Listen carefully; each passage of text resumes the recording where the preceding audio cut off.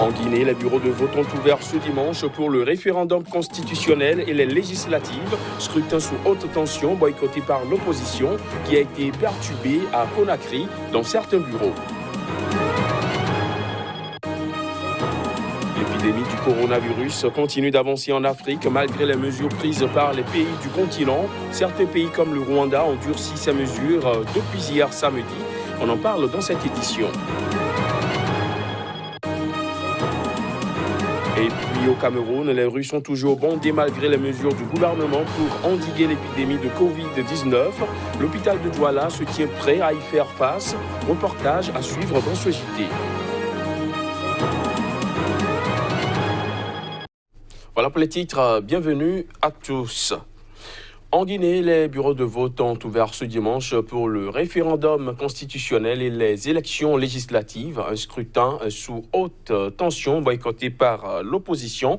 Alors que les Guinéens ont commencé à voter, le scrutin a été perturbé à Conakry par des partisans de l'opposition qui soupçonnent le président Alpha Condé d'organiser cette élection pour se maintenir au pouvoir. Le vote a débuté à 8h GMT dans certains bureaux de vote parcourus, mais à Ratoma, dans la banlieue de Conakry, des jeunes ont attaqué des gendarmes devant des bureaux de vote dans une école. Une autre école dans la même zone a été attaquée et le matériel électoral saccagé en l'absence d'électeurs selon des témoins. Il faut dire qu'à la veille de ce référendum constitutionnel et d'élections législatives boycottées par l'opposition, le président Alpha Condé s'est adressé aux Guinéens lors d'une allocution télévisée et diffusée sur les réseaux sociaux. En voici un extrait. Ce dimanche, vous allez voter dans le calme, la sérénité, j'en suis convaincu.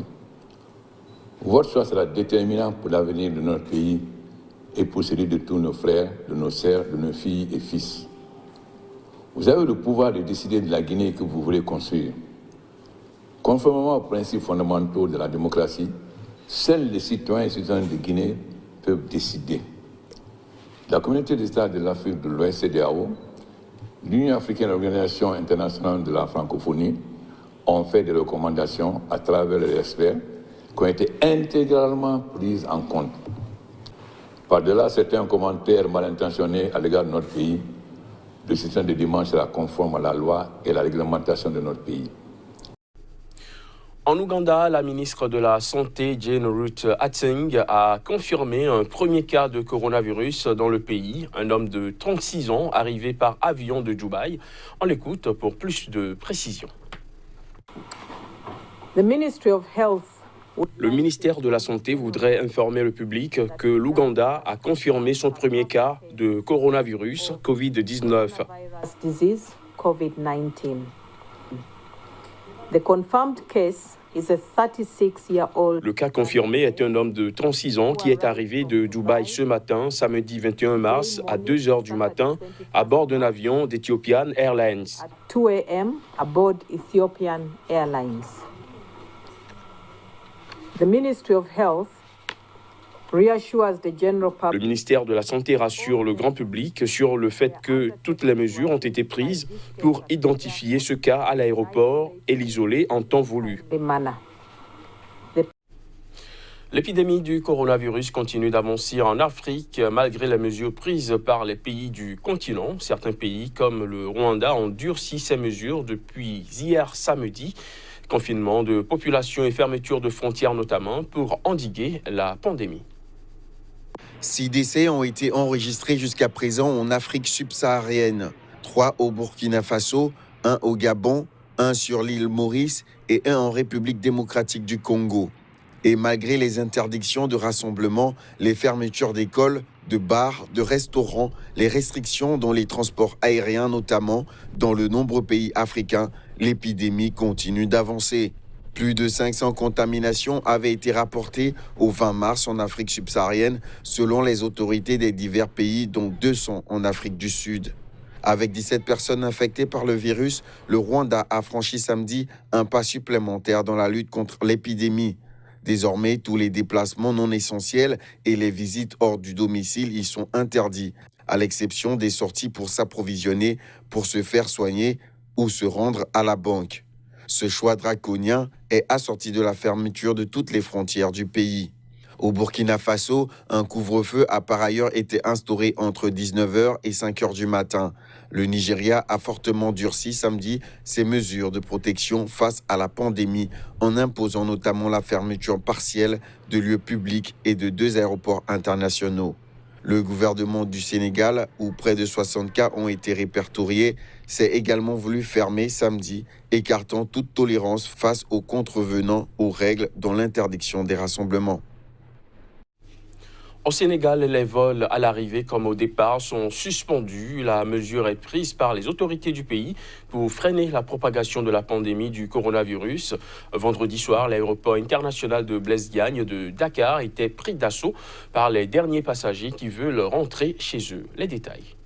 Aéroport international Blaise Diagne de Dakar, vendredi soir.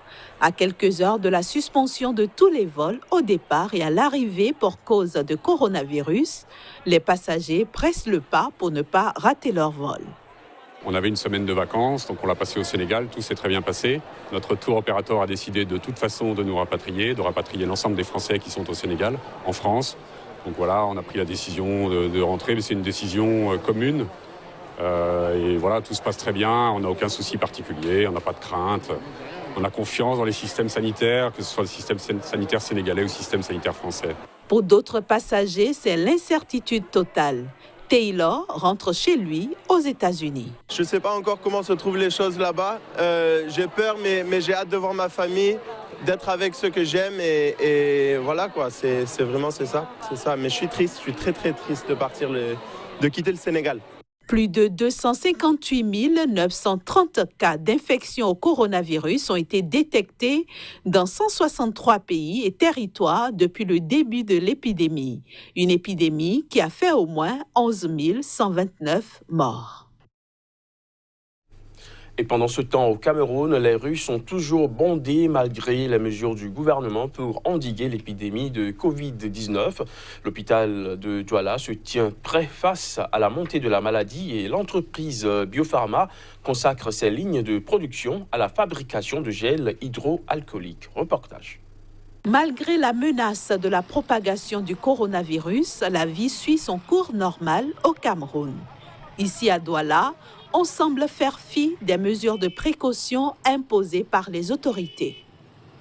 On a bien l'impression que ces mesures n'ont pas associé ou n'ont pas pris en compte le caractère spécifique du Cameroun. Mais on a exactement répliqué ce que d'autres nations ont eu à prendre comme mesure, contrairement à ces nations-là ou à ces pays qui ont des moyens coercitifs pour faire évoluer et faire respecter les mesures prises par le gouvernement. Face à cette situation, certaines voix appellent les autorités du pays à plus de fermeté.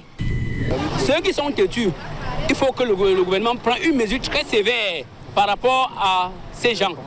Du côté des fabricants des gels hydroalcooliques, on tourne à plein régime. L'essentiel de la production y est désormais dédié. Nous avons été amenés à arrêter toutes nos chaînes pour ne faire que cela. Parce qu'en plus, nous avons été interpellés par les pouvoirs publics qui se demandent si nous sommes capables de faire face à la demande. La pandémie du coronavirus ne cesse de se propager au Cameroun depuis quelques semaines. De nombreux cas de contamination ont été signalés. Toujours dans le même registre, mais cette fois-ci hors du continent africain, la Chine semble être désormais un refuge. Le taux de nouvelles infections y tombe à 0. Conséquence, des dizaines de milliers de Chinois, étudiants ou travailleurs retournent dans leur pays pour échapper à la crise du coronavirus qui explose à l'étranger. Les images. De plus en plus de Chinois sont poussés à rentrer au pays par leurs parents angoissés avec le Covid-19 qui fait rage en Europe. Avions ordinaires, jets privés, tous les moyens sont mis à contribution pour le retour au bercail des membres de la famille. En Chine, où l'épidémie est endiguée, les autorités ont annoncé jeudi 0 nouveau cas d'origine locale. L'épidémie a été contrôlée en Chine. Aux États-Unis, les gens ne portent pas de masque. Et si les Chinois portent des masques, on se fait frapper. Je me sens vraiment calme maintenant que je suis revenu en Chine. Si je m'y étais pris plus tard pour réserver les billets, je n'aurais peut-être pas pu rentrer avant un mois parce que la France est fermée. Je suis donc très heureux d'avoir déjà réservé les billets à l'avance pour revenir. Mais tout le monde n'est pas chanceux. Le retour en Chine est semé d'embûches. Les vols sont désormais peu nombreux et très chers. Une contamination est possible dans l'avion et à l'arrivée, une quarantaine de 14 jours est imposée. Cette semaine, le Centre de contrôle de prévention des maladies de Pékin a conseillé aux étudiants d'éviter tout retour qui n'est pas absolument nécessaire. Fin de ce JT, merci de l'avoir suivi.